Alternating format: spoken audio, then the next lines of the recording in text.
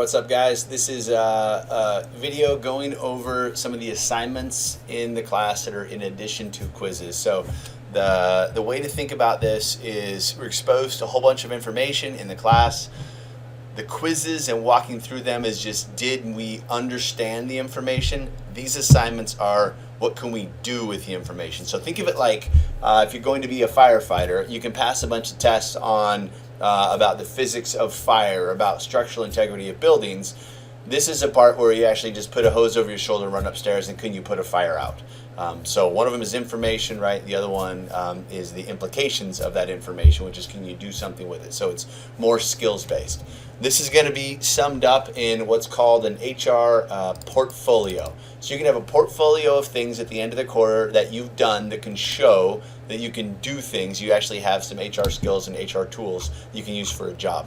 You'll notice on the schedule that a little ways into the quarter, you'll start seeing a couple of assignments due. Job identification, selection and interviewing, right? Job analysis, stuff like that. I give you a couple weeks to think about what job that you'd like to focus in on, because you want it to be something that interests you, because you're going to be messing with it for like 7-8 weeks, and if the job is dumb, you're not going to like it. So a neat way to think about it is, what job would you like to go into? What's kind of your career path? Or what's a job you've always been interested about? Bear in mind, there are some other things. You want it to be a job that you have information on, and good information. Like, I want to be a Russian spy, or a spy to Russia, or like whatever it is, right? That's probably hard to get really quality information on.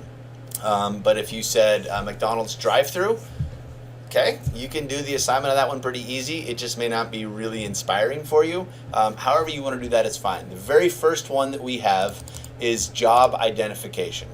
If you go down under the portfolio project, job identification just means, I want you to tell me what job that you're going to focus on for the duration of the quarter. A few things. This job needs to be observable by you. You need to be able to get your eyes on it, because you're going to have to do a job analysis. You need to be able to interview someone who's in the job, talk to someone who does it. Just give me a job title and what type of companies have this job, and then a very brief job description. I don't need 8 pages. I mean, like 3, 4, 5 sentences. I don't care if you pull it from the web, assuming it's accurate. You pull it from the web, and you have an uncle that's a lawyer, and you're interested in being a lawyer, to say, hey, does this look right? So as long as it's valid, that's fine. That's by far the easiest one, but that, whatever you choose as the job you're going to focus on, will be the job that you're going to build out and you're going to equip for the next 7 or 8 weeks. So choose something that's interesting for you. The next assignment you'll do on this is a job analysis. This is really important, because in HR, people think about job analysis, that sounds boring. It covers everything. How much do we pay people in this job? When do we fire them? What are the expectations? What training do they need? What safety do they need? How do we know who to hire? How do we know what is good performance and bad performance? All that kind of stuff comes from the job analysis. So this is your biggest one for sure in terms of the whole portfolio project. If we get this right, everything else flows from it pretty simply. If that's not done right, it's going to be frustrating.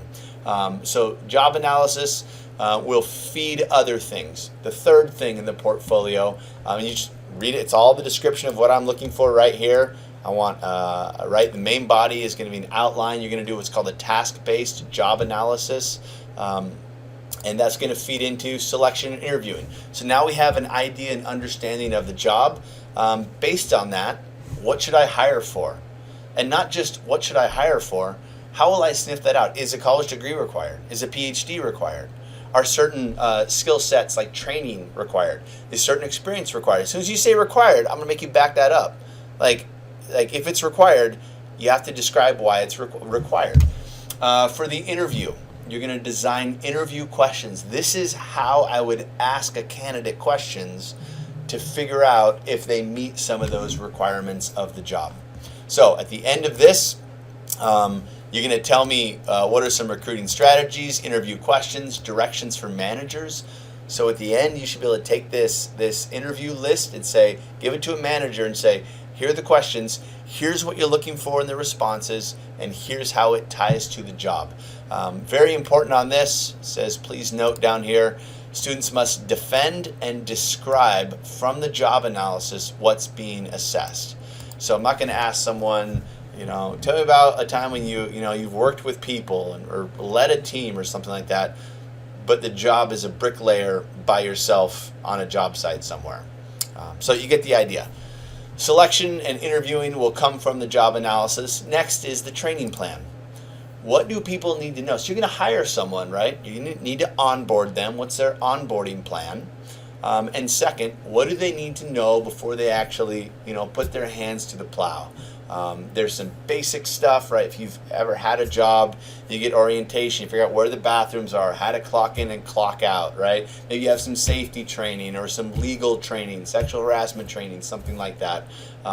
But I'm looking for the general training on this. I'm also looking for job-specific training on this that comes from the job analysis. So you'll use what's called the ADDIE model, which is right out of the textbook and out of lecture.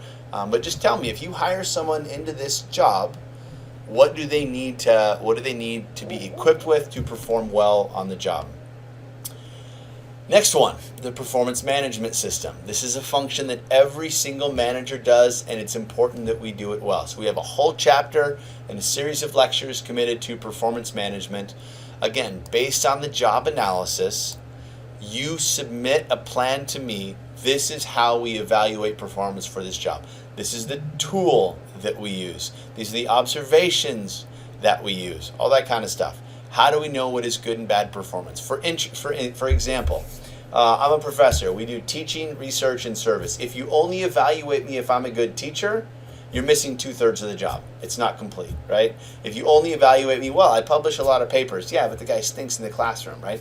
So all the major aspects of the job, usually they're called compensable factors, but the major essential job functions, there needs to be a way to assess their performance.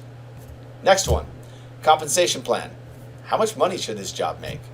More important than how much should the person be paid is how the person should be paid. Should there be a bonus structure? Should there be variable pay? Should there be incentive pay, performance pay, stuff like that? So you're going to go out and you're going to, Glassdoor is probably not useful. Bureau of Labor Statistics is probably better. And you're going to say, here's how much this job should get paid, and here's how we should pay people in this job. That includes things like overtime. Is it an exempt job? Do they get overtime? Is it an hourly rate? Is it mostly, is it in a union environment? So is there a wage scale? All that kind of stuff. Finally, the last one is safety protocols and risk mitigation. A lot of times safety majors will take my class. You better crush this one. This is your wheelhouse. You better do well. But based on the job analysis and you observing the job and talking to people who are in it, what are the safety issues? What are the risk issues, right? If you're working a 7-Eleven convenience store clerk that's open 24 hours a day at night in downtown Atlanta, that carries a particular set of safety issues, right? If you're doing hay bales in Ellensburg, Washington, that carries a different set of safety issues. So you're gonna get those, and you're gonna talk about here are the risks, and here's what we do to mitigate those risks to make the job more safe and secure. At the very end of the quarter, you will put all of these together and you will submit them. This is important, okay? When you submit them, they're worth a handful of points when you submit them at the time, right? At the end of the quarter, I will grade them again. So basically, everything is graded twice. The reason for this is if you miss something in the first submission, you can go back and add it. You'll get a 0 if it's not in, right? No late work, you'll get a 0, but you can go back and do it so you can get some of those points back the second time around. The full submission to me, it's going to be beautiful. It's going to have tables and charts and graphs. It'll be spell checked. It'll be size 12 times New Roman, probably double spaced. It'll be a PDF or it'll be a Microsoft Word document. This is not a presentation. It really is just a portfolio showing your skill set. So in theory, at the end of the class, I could say, hey, what's up? There's my neighbor runs a carpet cleaning business. Go tell me everything about this entrepreneurship and what the person needs to know. And you can go, all right, sweet. Here's how to do a job analysis. Here's how to hire for that person. Here's how to train them. Here's how to manage their performance. So these are all tools, right, coming into your tool belt that helps you manage the entire HR process. Those are the assignments. If you do them, if you follow the instructions, if nothing is missing, you'll probably get a good grade. Yes, I know I just created kind of an implied contract. These aren't graded really, really rough, assuming directions are followed and things are done. I don't expect you to be proficient at a task-based job analysis. I do expect you to be able to deliver one. So each of them, like I said, will build on each other. The foundation for them is the job analysis. So pick a job that you think sounds like it's going to be fun. And at the end, when you submit your final portfolio, a lot of business majors in general, HR majors specifically, but a lot of business majors find this to be a useful tool when you go to interview for a job. If you don't have a ton of experience, they go, I'm not interested in what you know, I'm interested in what can you do. And you say, this is what I can do. I can set up pay for performance plans. I can do a job analysis. I can set up training plans. I can tell you how to manage performance, stuff like that. This is very much, I'm looking for skills based. I'm not looking for quotes from a book or quotes from an article that says, here's how to do it. I'm saying, don't tell me how to do it, right? Show me the skills, show me the HR skills. That's the portfolio. It's a ton of fun, and you can see it's piecemealed throughout the last about 7 weeks of classes. So don't miss a due date. Get credit both times when you submit it the first time, and in the final document, something to be proud of. Questions on that? You can let me know. The big idea, my best piece of advice there is just follow the directions. Everything that's in there. All right, you got this.